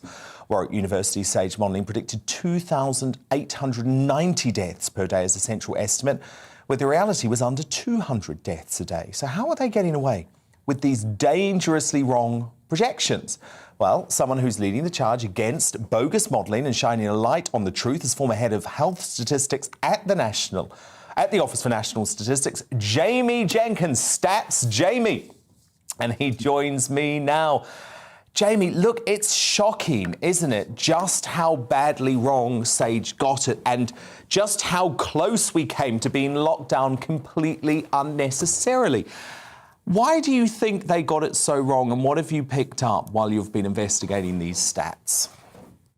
Yeah, evening, Dan. I think just before we have this model, actually, we did have Sage talking back in September of last year, because remember, I think Wales and Scotland were looking at what Boris brought in as Plan B in the end. And last September, Sage Models has again come out and said that if Boris didn't bring in Plan B, which was the vaccine passes, the working from home last September, that we would get between 3,000 to 7,000 hospitalizations a day.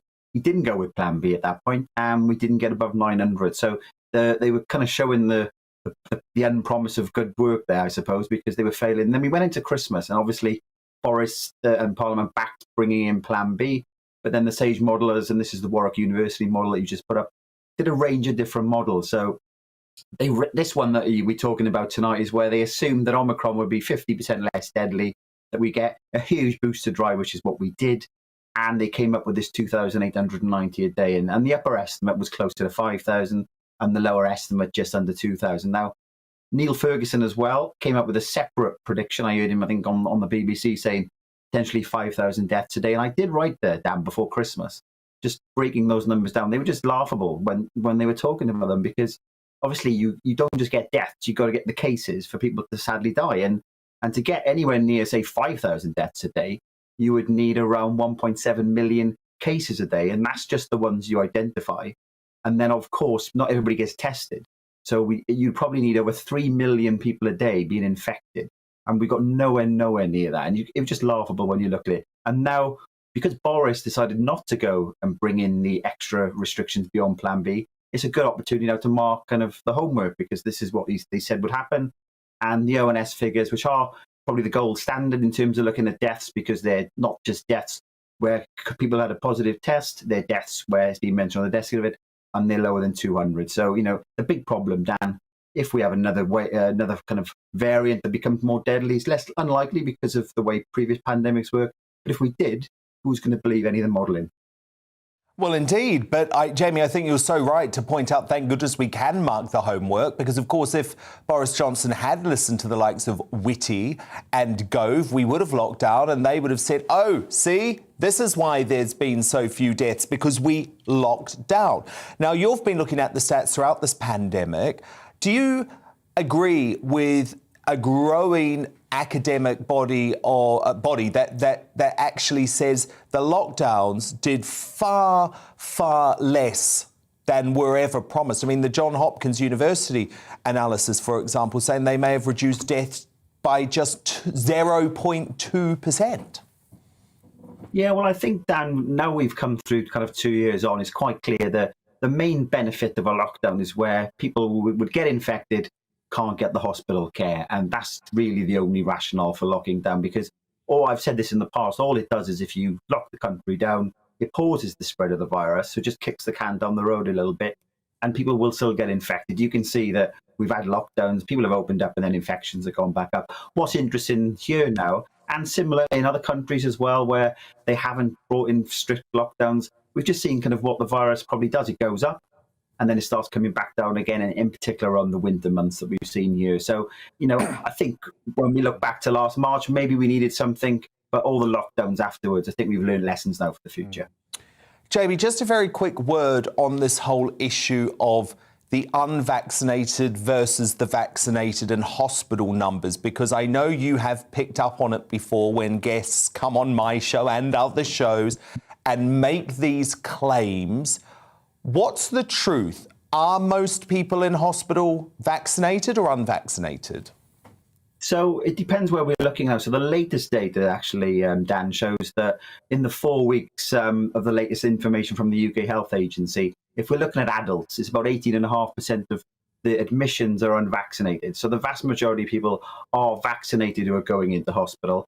But remember, the vast majority of people are vaccinated. I think what Omicron has done, as you say, is a bit of a pussycat. The vast majority of people in hospitals now are in with COVID, but not specifically because of it. And we've seen the number of patients in critical care coming down. And ironically, Dan, through this winter, we've had no more patients in critical care overall, regardless of the reason, than we had in 3 of the 4 winters before the pandemic. So I think the data is clearly showing now that it's time to kind of move on. It's not as bad as what it was this time last year. And thank God we didn't look down. We'll keep up your great work crunching the numbers, stats. Jamie Jenkins, such a pleasure to have you. We contacted Warwick University for a comment in regards to SAGE models and over-reliance on them. A Department of Health spokesperson said the government ensures a wide range of evidence and insights are considered as part of the COVID-19 response, not just COVID-19 modelling advice from SAGE. The modellers make assumptions across a wide range of possibilities, which is critical during periods of uncertainty, and the modelling outputs produced by SAGE are scenarios, not predictions or forecasts. Time now to reveal today's Greatest Britain and Union Jackass. And my superstar panel playing for the win today because there's a little Valentine's Day prize at the end of it. So, Carol Malone, who's your nominee for Greatest Britain? OK, Greatest Britons tonight. Kate and Wills, God love them, going on a tour of the Caribbean to rekindle people's love for the royal family and to remind them how great it is. So while Harry and Meghan are doing everything they can to trash the royal family, to smear them as racist, these two, without any anger, without any vitriol, are going to win people back. Benjamin Butterworth, your nominee. Well, I'm sure I'm going to win. My Greatest Briton is Sadiq Khan. And that's because he finally had the guts to do what every other politician did and force Cressida Dick out of her position at the Met. And for that, I think he deserves to celebrate. Antonia Buxton, your nominee. So I have two Greatest Britons. They're two doctors that have fought tirelessly against vaccinating children. They've taken what it is to be doctors, to do no harm first. That's Dr. Anthony Hinton and Dr. Renee Hodekamp. They are my Greatest Britons because they truly, truly believe in looking after children. Well, I'm going to go with Tonya for Dr. Anthony Hinton and Dr. Renee, both great people, and they are today's Greatest Britain. That means you get a little prize, Tonya. Lovely. A little Valentine's Day treat from us. Ah, there you go. Thank you so much. Look at that. Now, Union Jackass time. Carol Malone, who's yours? OK, Jackass is Nicola Sturgeon and Ian Blackford, SNP. Anyone know who Nicola Sturgeon is, leader of the thing? They've been fibbing to the Scottish people, telling them that if they vote for independence, nothing will change, and that Westminster and the remaining UK will continue to pay their pensions. No, we would not. Exactly. If you're out, you're out. Fake news alert from them. Benjamin Butterworth, your Union Jackass. Mine is the Canadian trucker protesters and their British supporters. How strange, people that said that Extinction Rebellion gluing themselves to the roads was basically terrorism are now gleefully cheering truckers shutting down an entire... Antonia Buxton, your Union Jackass nominee. That's Mark Zuckerberg, because he wants people to go to his metaverse and stick headphones on and eyeglasses on and not mix and mingle and be human. Well, I'm going to say it's the women who are winning today because Carol Malone wins Union Jackass because, of course, it's Sturgeon and Blackford for this terrible piece of fake news. So my two Valentines today, Carol Malone and Tonya Buxton. Sorry, Benjamin Butterworth, empty-handed yet again. Good night. Oh, God. Hello again, I'm Aidan McGiven. Clear at first tonight before further rain later. That ahead of some very stormy weather later this week, Wednesday night and Friday. Two storms on the way. Storm Dudley, picked up by a very powerful jet stream in the Atlantic and then bringing damaging or disruptive winds to the northern half of the UK on Wednesday night, followed swiftly by Eunice Friday morning. Expects to affect southern parts of the UK in particular, with, again, damaging and disruptive winds. But winds easing this evening, and overnight we'll see clear spells at first, a touch of frost in places before the next area of wind, cloud and rain turns up from the west by the end of the night. That falling as snow over the higher parts of central and northern Scotland.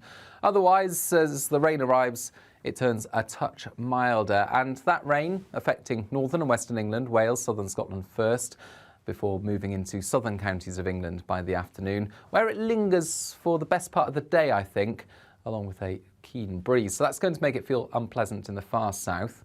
But further north, brighter skies, albeit with blustery showers. And again, these will be falling as snow above around 200 metres for Scotland and northern England. The showers ease quite quickly on Tuesday evening. Once more, clear spells for a time, but only briefly before the next area of rain and wind push in from the west. And as it turns widely damp across the country during Tuesday night, it also turns milder. The winds pick up on Wednesday morning from the southwest, so 8s and 9s in the far south on Wednesday morning. Closer to 0 in the far north of Scotland, where we do avoid the rain associated with this system, and the rain clears off quite quickly on Wednesday morning. some sunny spells coming through